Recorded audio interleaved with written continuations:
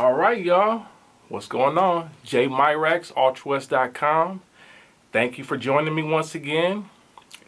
If you haven't already done so, make sure you check out ultrawest.com. I got a free 6-part video course entitled Sound Mind Sessions. And it's basically a dope video course designed for music producers and, aspiring music artists that are looking to step up their game with music and learn all the ins and outs about music production. Check out this at ultrawest.com. If you're watching on IG, go to the link in my video description, or go to the link in my bio. And if you're watching this on the replay on YouTube, I'll have a link in the video description. So, peace. Welcome everybody. Where's everybody from? What's going on? Where's everybody at right now? Let me check the YouTube page as well. Check the live chat here. What's going on, Marv? How you doing, man? What's going on? Chi-Town in the house. That's right. Smiling Productions. That's what's up. Thank y'all, man. I appreciate y'all joining in, hanging out with me. I'm on West Coast time right now, so I know if you're out there 3 hours ahead of me, that's, I appreciate you, man. I really do. Renegade, what's going on? Appreciate you, man. Thank you for dropping by. So yeah, we're gonna get started. I wanted to wait for a couple people to get in here, but so we're getting started, man. First of all, major announcement for the website, man. So ultrawest.com is having a contest. We're having a giveaway. If you haven't already seen the video or the post on IG, I made a post earlier on YouTube as well as IG talking about this giveaway. It's called the True Sound Creators Contest. And basically it's a contest I'm having for music producers to sign up and, win a free, mobile sound design studio, essentially. I'm giving away Zoom H1 and, Pocket Operator, and also a free copy of my book, The Sound Mind. So, that's what it is. So go ahead and if you haven't already done so, make sure you enter into that contest, man, because we're doing it for real, man. Some people have some issues with the site, so that's why I've been having some issues trying to get the site together so that you guys can join and follow the links and whatnot. But I think it should be all working now. We was having some issues earlier with some of the links, and some people were saying they couldn't get to parts of the site or the content, but it should be all up and running. If it's not though, please let me know. Don't just have it out there like, okay, it don't work, and then you give up. Let me know. So, but that's what we're doing. We're giving away some, some free gear, man. And hopefully somebody is able to, do everything that's necessary to get it. And, I want to really bless somebody with this gear, man. So definitely. So let's see here. Marv says, where's the tea at? Oh, you know what? I didn't have a chance, man. I was running around trying to get stuff together, man. But definitely, I got it. I appreciate you so much, man. Definitely, I'm going to definitely rock that. Probably, yeah, I'm going to rock it soon, man. I appreciate you, though, man. Thank you so much, man. Let's see. I'm looking at the YouTube. We got Memphis. We got Milwaukee, Texas, DMV. Man, that's dope, man. I appreciate y'all. So yeah, man, this is what we're talking about tonight. So I actually wanted to talk about a topic that it's been coming up a lot, because I get a lot of people asking me questions about equipment all the time. And I like talking about equipment. I love talking shop. But I noticed that a lot of people ask me about certain types of equipment more than others. And it's interesting to me because I've gone through quite my share of equipment over the past, say, 15 years, right? So I've had a gang of different equipment, starting from drum machines to, different DAWs and interfaces and all this other stuff. And, sound modules and synthesizers, keyboards. And after a while, you start to get a better understanding of what equipment actually is most important, and what equipment is what I would call, you know, disposable or timely in a way. I shouldn't say disposable, but more timely or time sensitive. So, you know, I've bought drum machines like MPC 2000 XL was my first drum machine. And, you know, what was dope about that is that that's a drum machine. I bought it in 2002. You can still turn the joint on today and still get the same thing that you could get out of it 15 years ago right now.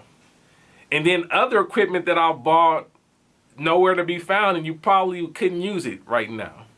Like I bought one of the first interfaces I bought was the Delta 404. And now it's like an M audio thing before they went full M audio. But the Delta 404 was one of my first interfaces, but I don't have it today and probably can't even use it on most of the systems I have today. And what I've noticed is that audio interfaces are one of the things that is most necessary, obviously, in your setup, but it's also one of the more like disposable or time sensitive, operating system sensitive pieces of equipment. And over the years, you kind of go through a lot of those. If you change systems, you upgrade, you're always having to replace the audio interface. And I feel like the audio interface is one of the most, it's a big money grab as far as music production is concerned in a way, because you always have to go through it and get a new one at some point. I think they probably, if you don't switch your system, it'll probably last you about, you know, maybe 10 years. But if you're upgrading your system, which a lot of us have to, because as the software advances and, you know, the DAWs get more powerful and the instruments get more powerful, then you have to upgrade. Because, you know, otherwise your computer's not going to be able to handle all the new instruments you're working on. So then with the upgraded computer comes usually a necessity to upgrade, because either, you know, the protocol that you were using to connect maybe was like, you know, Firewire or something else. Maybe that's no longer available or something like that. There's always some type of money grab with the audio interface that forces you into a new one. And what I found is that over the years, like the things that I find that are most long-term for me are actually the signal chain and recording chain equipment. Like anything that comes in the chain before the audio interface is usually stuff that will last the longest. And what I mean by that is like a preamp, for example. If you get a good professional preamp will probably last you your entire career. You know, if you go out there and you get something like a, you know, whatever, like you can get what is some, I'm having a blank right now, but you know, you can get any dope audio, you can get any dope preamp and have that for pretty much your whole career. You know, I've seen people that have like 610s, you know, the Universal Audio 610s, or, you know, the Avalons, or, you know, all kinds of Neves. All of those last you for your whole career. But an audio interface or even MIDI controllers, man, like, to be honest, MIDI controllers don't last that long. And people ask me all the time about these MIDI controllers and stuff, and you find yourself every few years a new version of the MIDI controller comes out, and then you want to upgrade because all of a sudden, for some reason, the old MIDI controller didn't work, or, you know, it doesn't work as good with the new software, so then you end up getting rid of that. But, you know, anything like a hardware EQ, those pretty much will last you your whole career. Hardware compressors, as long as you buy good. If you buy cheap, it probably won't, but even the cheap ones still work. But I would say if you invest well in your setup to begin with, especially in the recording chain, it will last you your whole career. So like, you buy a great EQ, great preamp, you buy great recording chain or recording chain equipment, that's gonna last you. And I think it's a better investment overall for producers to think about the recording chain, because I'm hearing a lot of producers talk to me about controllers and even, you know, drum machine controllers, which I think are cool. They're necessary for certain ways of working. I think, you know, keyboard MIDI controllers are cool and drum MIDI controllers are cool. But ultimately, just keep in mind that those are not the most important things in your setup, because those are things that with time will need to be upgraded and, you know, they will lose compatibility. So I think producers that I'm talking to here, if you're not already thinking about it, you probably should make sure that you consider working on your recording chain more than just having all the latest MIDI controllers, because a lot of producers that I'm talking to aren't recording. That's one of the things I'm realizing is happening, because we have all these VSTs and we have all these, you know, virtual instruments and sound libraries and whatnot. People aren't recording anymore. And it's amazing to me when, you know, you see a producer in the studio that's actually recording something to actually use in their track, you know, recording something other than the standard. I know some people record guitars and whatnot, but other than that, I know a lot of producers right now will just, everything is a virtual instrument or, you know, some type of, you know, plug-in or something. And, you know, that's why I'm doing this whole true sound creators contest, because I definitely want to just push people back towards recording, man. It's not, you can't just be so caught up in just having all the VSTs that you don't record anything yourself, because that's part of getting your sound, man. Like, if you're not recording anything, then you're always looking to upgrade through some type of software or something else. And I mean, everybody's guilty of at some point, man. Everybody has like all these VSTs and they're convenient. And I'm not dissing VSTs at all. I'm not dissing virtual instruments and plugins. They're all conveniences. I use them plenty. But I also think if you want to have some type of edge to your music, you should record something. Even if it's your vocal or, you know, some other sounds that you have. Like, get creative. Don't just think about music in terms of what's convenient all the time, because what's convenient may not get you to that place where you find the creative genius with your music, because sometimes you need to go outside the bounds of what everybody has access to find that thing that really makes the track. And I know a lot of producers will go through their VSTs and go through a whole bunch of presets and whatnot looking for stuff.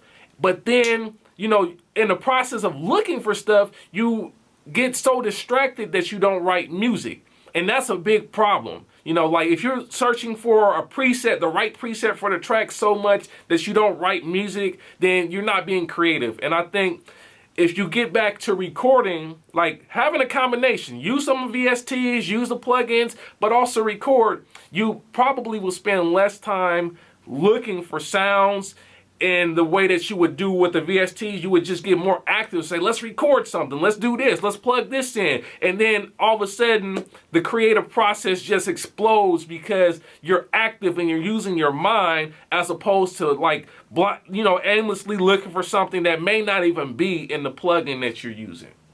So, you know, I would really hope that producers start investing in recording equipment, because, you know, a lot of times a lot of producers talk about mixing too. And mixing is a big topic, especially if you're starting out or you're trying to grow as a music producer. Mixing becomes one of those things that's really important. But the thing is, with mixing, it starts with your recording. If you do great recordings, then the mixing process is so much easier, because you've made sure that the signal is correct on the way in, so then you don't have to try to fix things in the mix. And I think producers got to start thinking about that. It's like, how can I record this right, as opposed to trying to fix it in the mix with a whole bunch of plugins and a whole bunch of other stuff that may not even do the job or get the job done. So that's why recording, like the recording equipment, your preamps, your EQs, your compression, all the stuff that you would have in a normal channel strip is a good investment. And I actually recommend that you invest well. Don't get cheap, because cheap will cause you to have to go out and get something better later. Like, you get cheap in the beginning and it's cool, but then you start to realize, you know, my sound quality ain't all that right now. So then that's kind of like a wash. So then you gotta move that to the side and then get something else. And trust me, I've been there. Like my first preamp was super cheap. It was a super cheap M Audio preamp, and it's nowhere to, I think I'll probably still have it, but I haven't used it in like 15 years, man, honestly. So don't buy cheap. If you can do your homework and invest in good pre's for sure, because as a producer, you know, if you have your own writing setup and you start working with artists, you want to be able to record people, at least record demos and whatnot, if not record like the full thing, if your facility will allow that. But having a good channel strip is very important for a music producer. So I think that's where you can kind of invest one time well and get a lot of bang for your buck is in that area. But again, record, man. Like don't get too caught up with all the stuff that makes it convenient, because when it's too convenient, when it comes too easy, the creativity level is not as high anymore, because you're not actively using the brain and you're not working the creative side of your person. And I think that's important, to just be really engaged in what you're doing as a musician, because sometimes just being in front of that computer, just clicking, finding the sound, that's not working the right part of your brain. So anyhow, that's kind of what I wanted to talk about today. It's just like, really, like, let's get back to recording. Again, if you're watching this right now and you haven't checked out the True Sound Creators Contest, once we're done with this stream, go ahead. I'm going to have a link in the video description for that as well, so that you can go check that out. And if you're watching this on IG, after we're done here, you can click on the link in my bio and enter to win, you know, at least enter to compete for this equipment that I'm giving away. I'm giving away some cool equipment, really trying to encourage people to start recording and creating sound. So it's the True Sound Creators Contest. I'm gonna go over here to the YouTube, see what people are talking about in here. Let's see what's happening. Oh, we got a lot of folks in here today. Okay. Wow. Okay, so what's going on, Uplifted? How you doing, man? Let's see who's in here.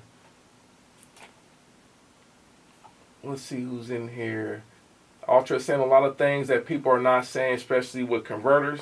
Yeah, I mean, converters, that's another thing. You know, converters can be, if your converters are in your audio interface, then, you know, it goes back to what I said before. Like, audio interfaces can be a little bit time and, you know, operating system dependent, but you can get standalone converters as well. And if you get a great set of standalone converters, like, you know, they got the Apogee and Burl and other companies that make great standalone converters, you can get some and they'll last you a very long time. I mean, until we get to that next level where, you know, maybe all audio is like 32-bit or something like that, you know, then you probably have to upgrade, but probably be a while before we, you know, switch standards in that regard.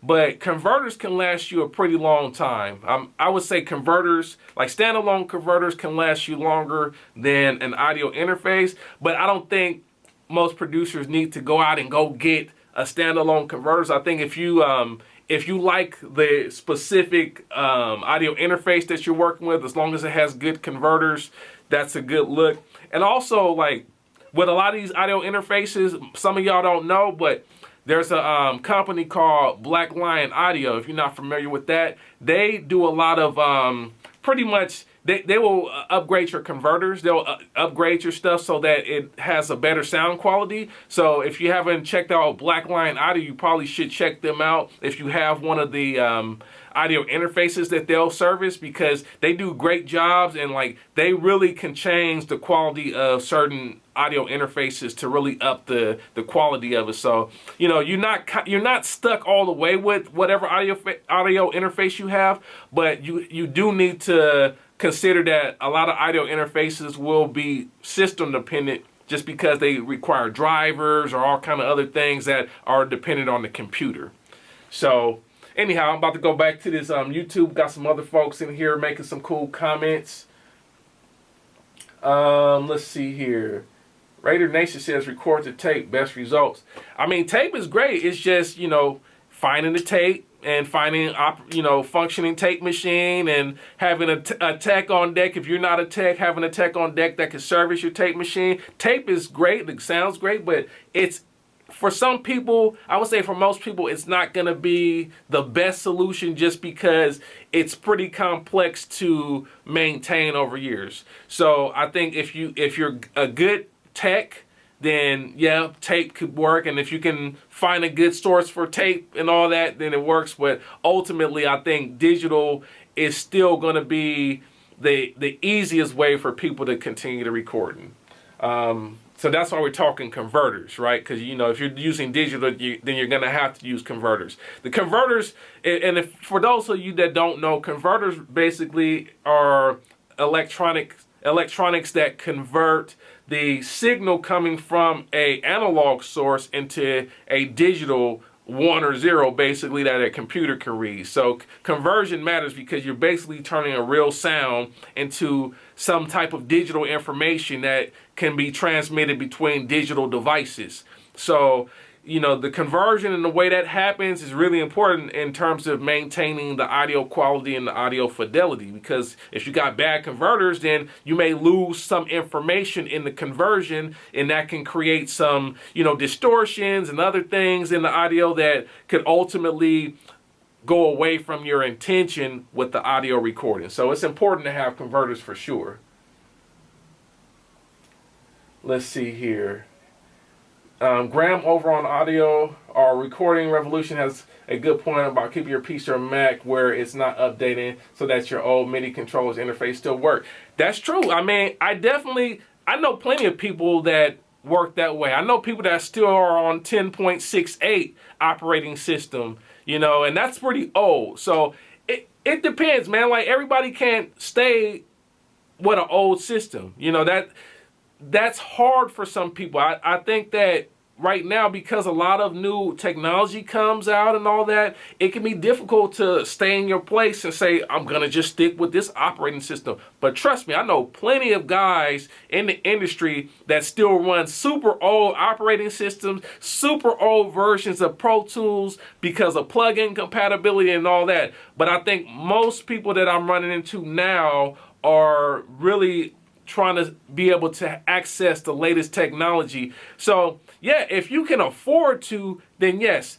If you have an operating system that works, stay there, and then get a new system when you want to add new stuff.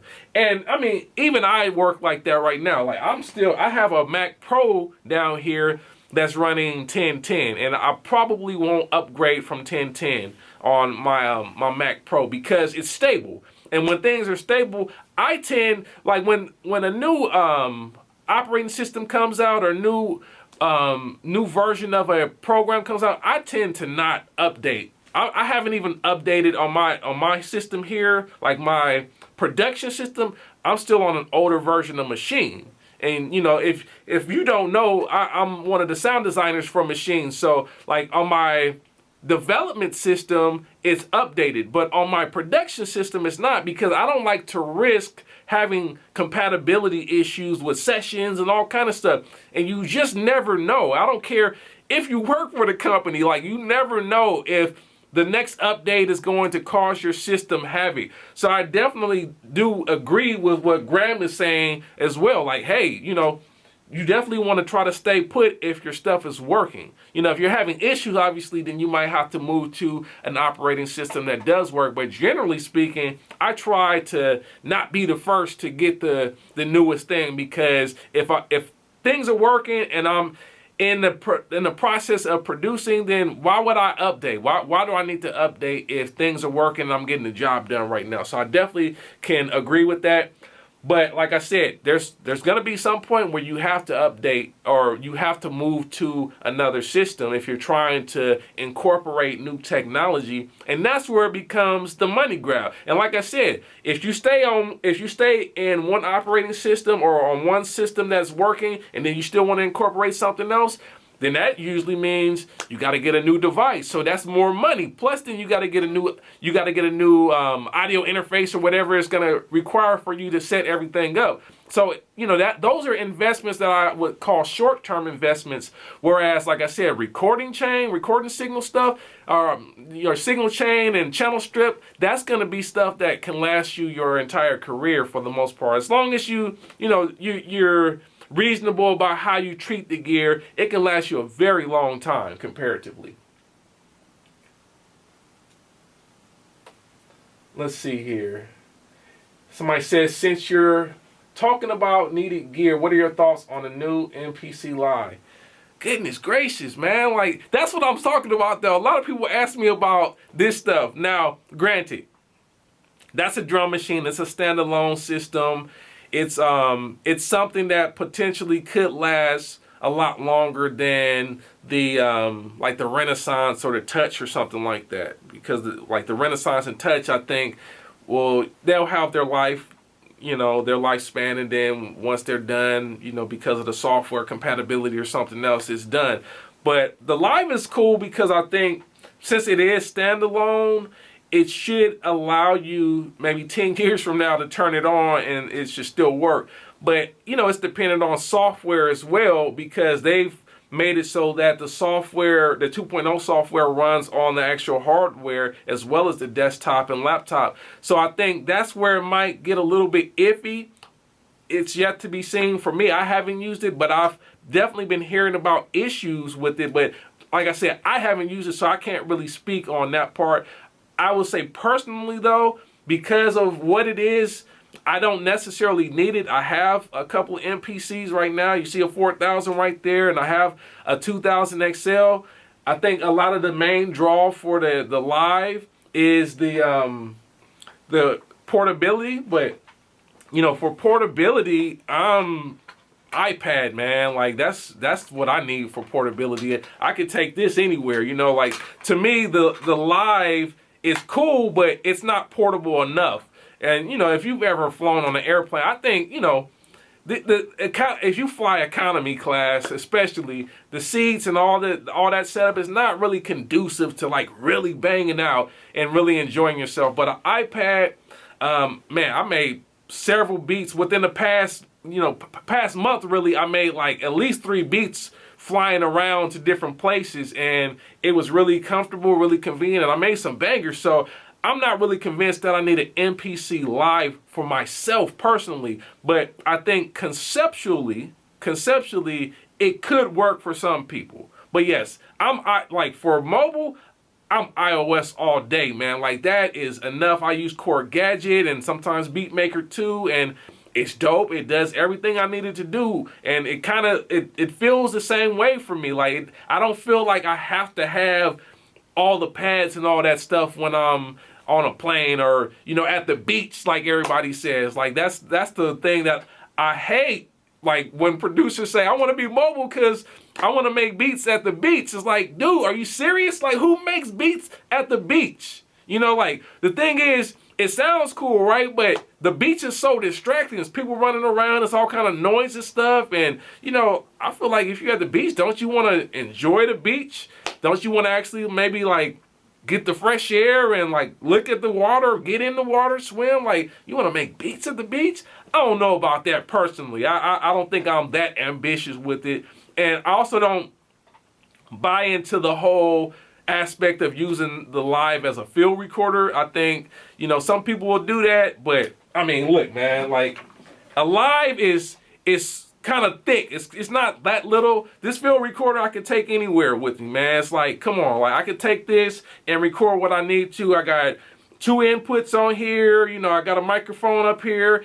I'm good, like, as far as field recording is concerned. So I don't know. For me, the Live is not the right equipment for me. Like I said, though, I'm more into, like, the recording stuff. I'm not so much looking for another drum machine, because the drum machine is only one aspect of my production. It's not like the end all be all. It's like you'll use that and then you move to the next thing, and you gotta go into the DAW and you gotta start working on mix and arrangement and all that. So a drum machine is a drum machine, man. It's a fun instrument device to use, but ultimately, like, it's not the most important thing in your setup.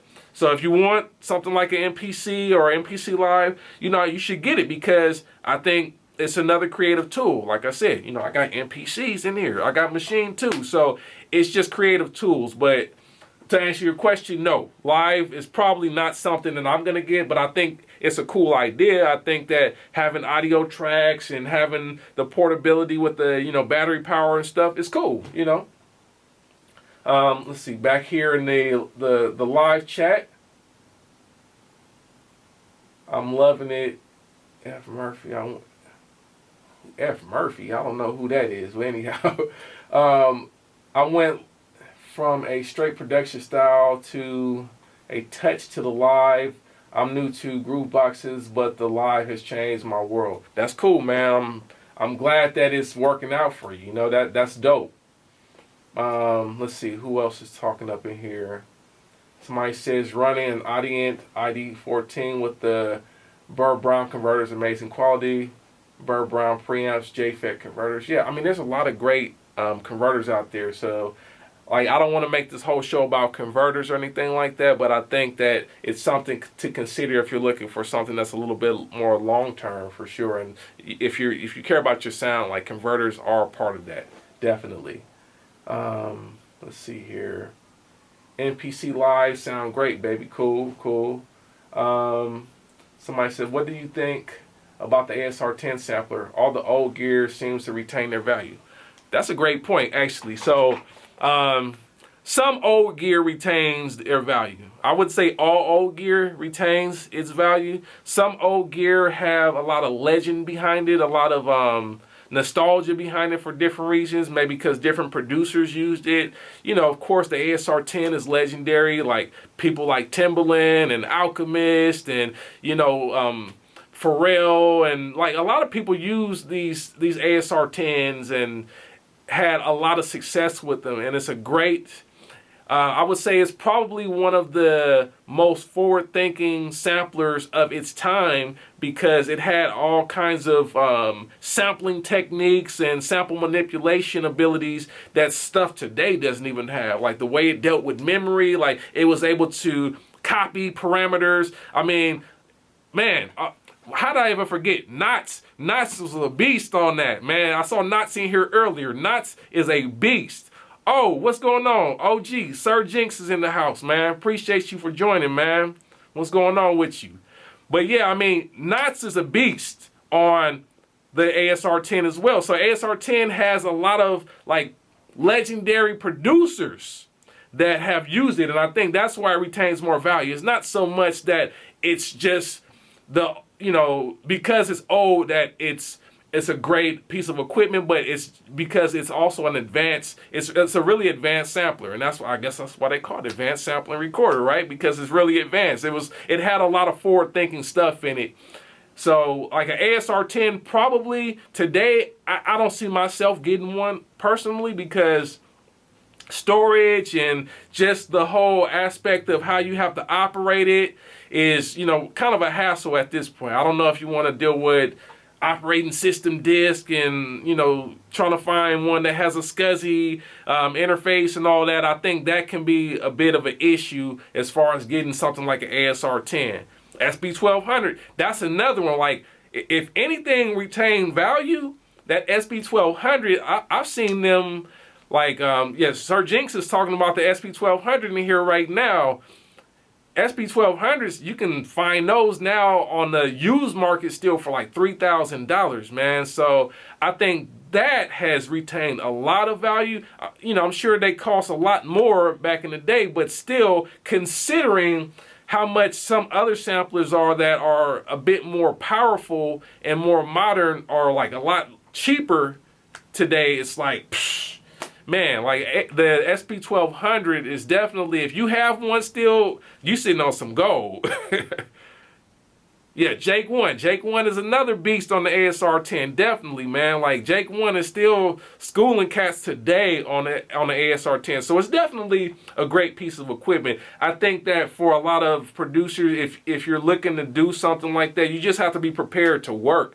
Because I think the technology today has made it where a lot of producers have gotten so comfortable with file transfer, file naming, file exchange, and all that stuff. And things can be a little bit slower on old school hardware, especially if you have to deal with some type of floppy or SCSI interface drive or something like that. It can be a little bit more like, you know, a lot more steps involved to get to what you want to do creatively. But I think for some people it can be highly inspiring as well. So I wouldn't say don't get into it just because it's work. Like I said before, a lot of producers today aren't even recording. So I think something like that, something like an SP-1200 or an ASR-10 actually forces you to start recording again. Even if it's just recording samples, you should be recording something like my big bro Sir Jinx says, make your own sound. That's exactly what I'm talking about. It's about recording and getting your own sound. So I definitely agree with the homie Sir Jinx in here. So yeah, man, like I definitely let me go back to this chat over here and see what else people are talking about. Let's see here. Yeah, I've heard her stuff sampled into the ASR-10 and come out sounding better than how it went in. Yeah, I mean, those things have their own sound as far as the conversion and all that goes. So I think with a classic sampler that has some type of coloration, it can be inspiring just to get that feedback. You record into it and then you get that feedback. And I think that's the missing link for some people, is that they're not recording into something and getting the feedback from the device and how it may color sound. Because, you know, if you just dragging and dropping samples from the internet and from libraries, you don't get that process of like recording and shaping the sound and making sure it's something that sounds cool to you once you record it. It's like you kind of just take stuff as is, and then maybe in your DAW you tweak it and, you know, put effects and all that, but it's a different thing. Like you're using something that somebody else recorded as opposed to recording your own thing. So, I mean, the ASR-10 definitely is a colored sampler.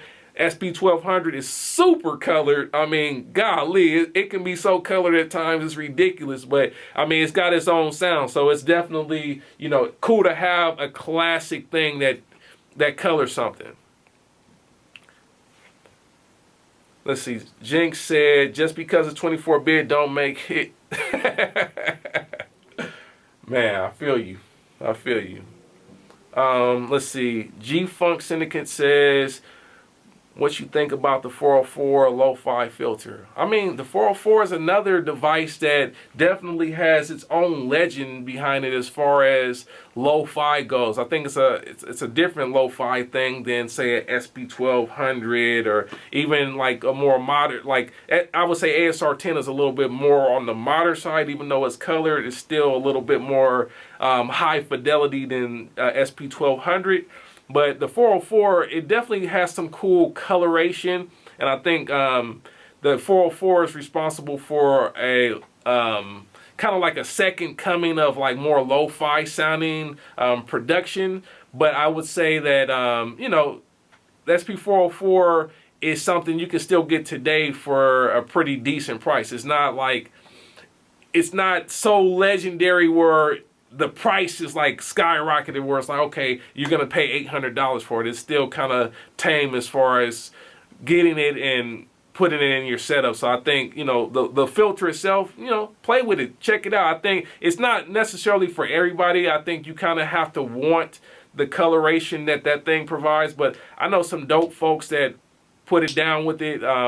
You know, that have put it down with that machine for a long time. One of the homies, DiBiase. I don't know if you guys are familiar with DiBiase from LA, but he was, I would say he's one of the guys that really made the 404 a big deal. You know, amongst other people, of course, Madlib with the 303 kind of really ushered that as well. But I think DiBiase on the live scene was one of the guys, because DiBiase was a little bit more underground, but the Low End Theory thing was kind of like the stomping ground of a lot of the, I would say, the new wave lo-fi artists, and like DiBiase was one of the ones that really put that machine in its place. So I think, you know, it's definitely a dope machine.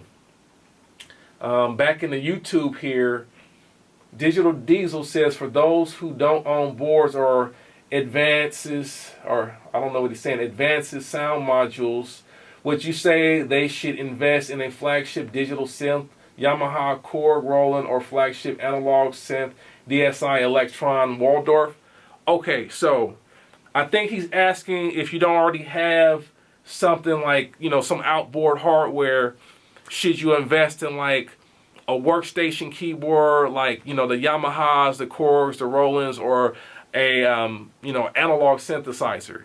Now, my personal opinion on that is that if you've used any type of virtual instruments like Omnisphere or Nexus or even Contact or anything like that, going to a workstation keyboard like a Motif or a Montage or you know, the FA06 and even the Kronos, in some regards may be a bit underwhelming sound wise, because when you're dealing with a workstation, the articulations and the way that they sample the instruments is not as in depth, it's not as detailed, because those devices can't hold as much memory, because they're usually ROM-based instruments, unless they're using some type of physical modeling system. They're usually ROM-based, so that means they have to pack in a lot of the sample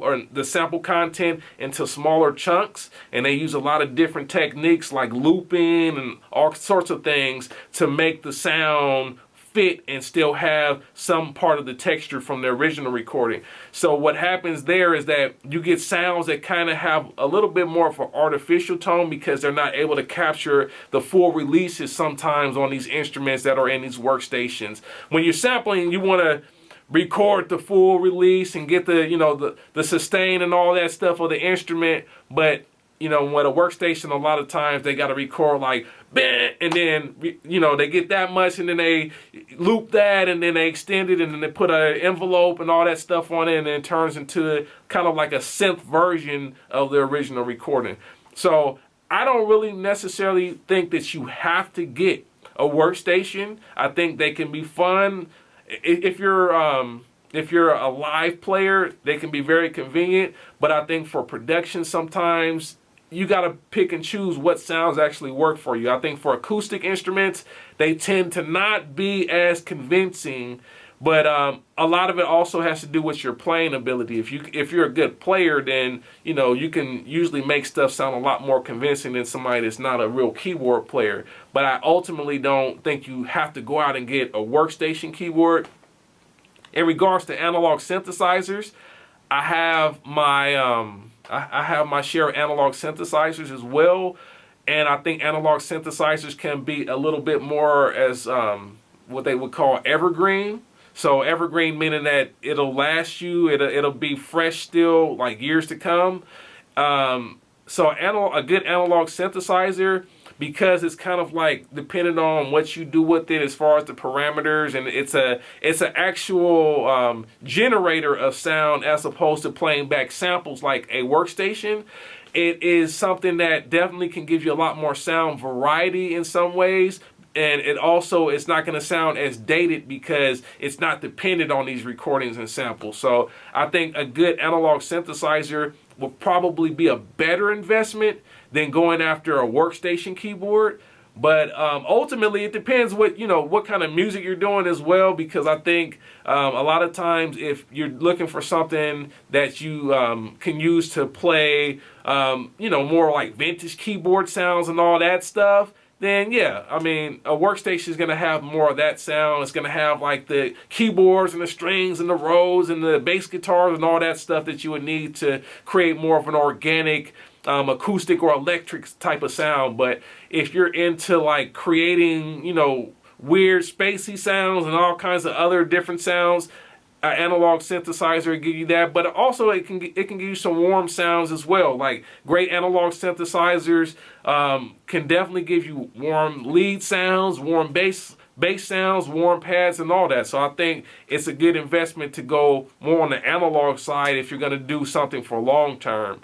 But there's some good workstations out there still. Like even a few years back, Roland came out with the Integra 7, which was kind of like a compilation of all the previous Roland modules and keyboards and whatnot and all the expansions. And that was a pretty good one because it also incorporated the supernatural technology that was more of like kind of like this hybrid of sample and analog or physical modeling. So it was a little bit more versatile than like your standard, what they would call a Rompler or workstation keyboard. So there's some cool stuff. But like I said, ultimately, analog synthesizer will be a better investment.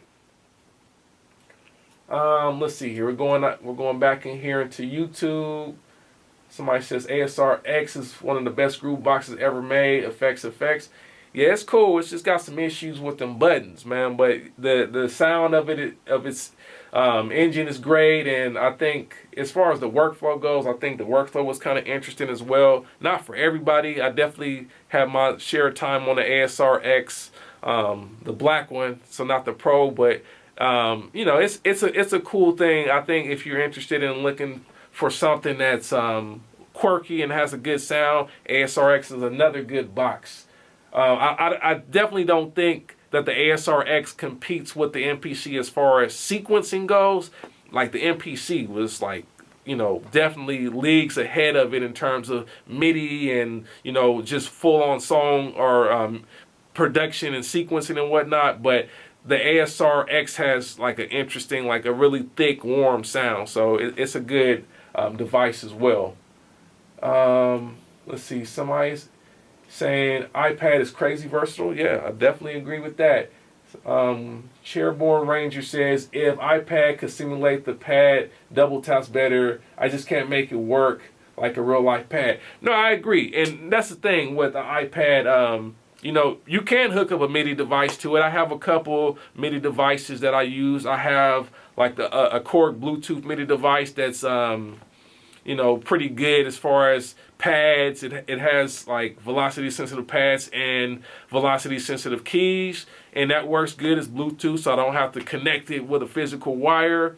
And I use stuff like that with the iPad too. It's not just I'm tapping on the screen all the time. A lot of times I'll use an iPad in here and just play it on my Motif. You know, I have the iRig Pro that has a MIDI interface that I can connect directly to it, and I can play my keyboards like normal. So it's really dope, actually. You know, I don't have to just play on the screen. I think a lot of people get it twisted when we start talking about the iPad. It's not like you have to tap on the screen. Now, when I was on the plane a few weeks back, I did do everything on the screen. It was fine, you know, I was okay, I was comfortable with it, and you know, anything I needed to edit, I just dealt with editing. And I think, you know, if you're working, you're working. So if you got to do some extra work to make it sound like what you want it to sound like, it is what it is. But ultimately, if you're looking for it as an instrument, I think the iPad is not really that responsive or expressive as a tactile instrument. But you can connect something that's tactile, and then you can really start taking it to the next level. So don't look at it just in terms of, oh, you got to hit the screen and it sucks. Like, no, like that's only one way to deal with it. And I think more so the iPad is great as a tactile interface for browsing and selecting things and that sort of thing, but not so much like hitting it for velocity. Obviously, that's not going to work that well. But MIDI controllers is, you know, still the way to go if you're going to use an iPad. Let's see here. Somebody asked, what's your take on BeatHawk for mobile? Now, I did see BeatHawk when they first started announcing it at NAMM a few years back, and from what I saw, it was really dope. It had a lot of bugs at that time, but I haven't had a chance to play with it yet. I think that's one that I want to check out because it has some cool features as well. But definitely can't give you like a really educated answer on that right now because I haven't spent enough time besides what I did with NAMM. Like I think me and St. Joe actually, if you guys are familiar with St. Joe, soundsandgear.com, we went to that booth and we were playing with it, and you know, it's dope, man. I definitely think it's another great app that is out there for people that are interested in mobile music production. Somebody says, KB Production says, I think the MPC Live is going to be around for a while. It's the best of both worlds, but the ability to take it where you want to is great too. Yeah, I mean, that's what it is, man. Like, you know, the MPC Live, because it is standalone hardware, it probably will last a bit longer than, like I said, a Touch or a Renaissance. So that's real talk. As far as them nailing it, though, like, I think that's still yet to be seen, because this thing back here, when Akai came out with it, it was a beast too. But guess what? They totally messed up when they came out with this. They dropped the ball on it so tough. They had so many issues with that joint, and it kind of got it had some bad press about it. And then, you know, Akai kind of has done that before. So I think if you're going to get it, you probably should wait till like at least the first update. We just talked about that earlier. Maybe not be the first person to put all your money out there and hope that it works. Like, see what the issues are, wait for that first update, and then once you see it's stable, then yeah, if you want to go get it, go get it. I mean, that's just what it is. Let's see here. The Live is standalone. Bottom line, the X, very expensive for a reason. Yep. Let's see here. Oh, somebody's talking about Smack D. What's going on, Smack D? Yeah, RZA was a beast. RZA used the ASR and the EPS, man. So he definitely goes back. And then people are talking about this MV8800. So another one of my big bros, EA Ski, has been on that MV8800 lately, and we've been going back and forth. Like, we talk a lot, and he's been on my head about that one. It's like, yo, just like you gotta get this one too. And I'm just like, bruh, like I see what he's doing. If you haven't seen what EA Ski is doing on his page on IG, check him out, because he's going in on this MV8800. He kind of got a second win with it, and you know, a lot of these drum machines get slept on when they're a little bit too complex to begin with. So I think now we're at a time where people are discovering the power of certain things. Like, I recently did a video with the 4000, and I had some people saying, yo, I didn't know that you can, you know, sample with the 4000 in that regard, because I took a sample and I did some, you know, more synth type manipulation to it, and people probably weren't using it like that more commonly. Like, people don't know that with a 4000, you can load up a sample library of sounds like keyboards, pianos, flutes, strings, all that stuff into there and play it. You know, like, there's a lot of stuff in there. So anyhow, my dude EA Ski, he's been on me about this this MV8800. Is definitely a beast, and I knew it was a beast. Like, I was looking at it back when it first came out, because I saw all the features and said, boy, like, this does real-time time stretch, it has audio tracks, it has a full sampler, the sequencer. Like, I've seen, you know, some of the videos out there are just really convincing for me. So I always wanted to get one, but I never pulled the trigger on it. So now I think, you know, people like EA Ski are gonna, like, start making people think about it again. So I wonder, man, like, now it's cheap right now, but you know, let's see how long it takes for that thing to go back up in price once people realize that they didn't know what it could really do, and now they understand, like, this thing was a beast and it's 10 years old. But yeah, I think the MV8800 is definitely something to look for. Since we're talking about old drum machines and stuff like that, or classic drum machines, I think the MV8800 is a classic that people slept on. Like, once people look back on it and start digging into it, you'll see, like, oh my God, this thing was, like, incredible. But anyhow, let me see. I got drums. Off topic. He's saying, does Machine Jam have great sampling capabilities? No. So Machine Jam is another controller for Machine, but it's not a sampler per se. It doesn't even have a sampling button. It doesn't have a display on the unit. It's not really designed for sampling. It's designed as an additional controller to work with the Machine software. So the 8x8 is more so like it can control clips in terms of like scenes and patterns, and it also can control MIDI notes. You can also use it for step sequencing drums and all that, but it's not designed for sampling at all. So I would say no, Machine Jam is not a great sampler, but the Machine software is.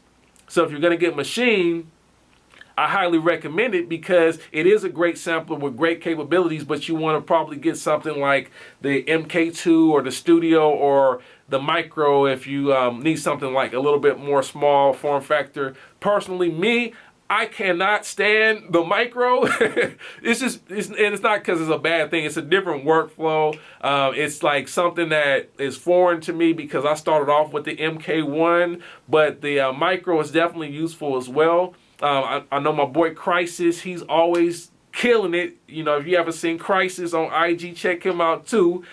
He kills it on the Micro, so I definitely know you can get down with any of those. But the Jam, if you're looking to sample, if you're cutting up samples and all that, I wouldn't go for it. I would get something like the MK2 or get something like the, you know, the Studio or something like that. Let's see here. So we kind of running through this drum machine talk still. Man, I can't keep up with all y'all in this chat, man. Y'all going in right now. Okay. But yeah, man, let's see. Children's Court says, what are the best effects for vocals in Ableton? I mean, in Ableton, what do you mean best effects for vocals? I mean, you know, you got plenty of stuff in there to choose from. I think that, you know, as far as effects in Ableton goes, I think Ableton's effects are kind of like, they're cool. They can be a little bit vanilla in some cases, but I think the main effects that I use in Ableton would be like their EQs, like the 8-band EQ is great in Ableton. I don't mess with the other one too much because it's more like a DJ one, but you know, I don't mess with a lot of the effects in Ableton personally because I have the Apollo, so I use the Apollo effects more so than the Ableton effects. But like if I need to just do a quick EQ or something like that, and sometimes I use the creative effects more so, but not directly for just recording or processing a vocal. It might be for like send effects and those sorts of things. I find like Ableton is more in the creative lane as far as the sound and effects go, but it's not so much about like capturing a great recording as far as the effect quality goes and all that. What's your favorite effects VSTs? So I like Fab Filter a lot. Fab Filter is dope. Pretty much everything they make is dope. I haven't found anything that they make that's not dope. A lot of the great engineers that I work with vouch for it as well. Like as far as it being accurate and definitely just very functional. It's a dope dope VST suite actually. Also like the Apollo stuff, those like all the UAD stuff sounds pretty cool. I mean, some of the stuff doesn't sound quite like the hardware equivalent, but I think for the most part, it is definitely very useful for production, for vocals, for anything else. Like I find myself using the SSL channel strip a lot from the UAD plugins, and those work really well for me. I like the Studer 800 emulation in there. It can be cool for getting a little saturation and stuff. Like I use it for drums sometimes and other things. The 1176 models are cool. I like the Voice of God thing is pretty cool too for some stuff. I mean, there's a lot of great things in the UAD plugin suite, so I definitely mess with them as far as effects go.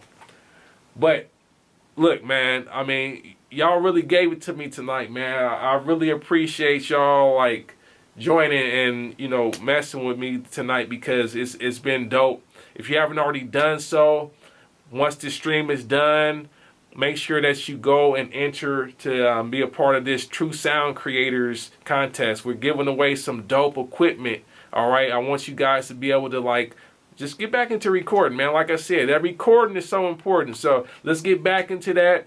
Go enter to win the prizes from the True Sound Creators contest. The link is in the video description of this video if you're watching it on YouTube. If you're on IG right now, pretty much go to the link in my bio and click on that and just scroll down to where you see the True Sound Creators contest, and that's where all the information is to enter. But one of you guys is going to win, so we're going to be giving that away, giving the stuff away. The contest ends on June 10th, so make sure you get your entry in now. We're going to do this again next week, 9 p.m. Pacific time. That's West Coast time, all right? So if you're on the East Coast, you got to watch the replay. If you got to go to bed, I get it. But I appreciate y'all from the bottom of my heart, man. And again, if you haven't done so also, make sure you check out Sound Mind Sessions. That's my free 6-part video course for music producers. Check that out. Get it in. I want y'all to like succeed. Also, check out Beats for Vloggers. We talked about Beats for Vloggers if you're interested in potentially doing some type of licensing work with YouTube, YouTube content producers. But that's it, y'all. We out of here. I'm about to go to the gym. I want to tell y'all until next time, peace and God bless.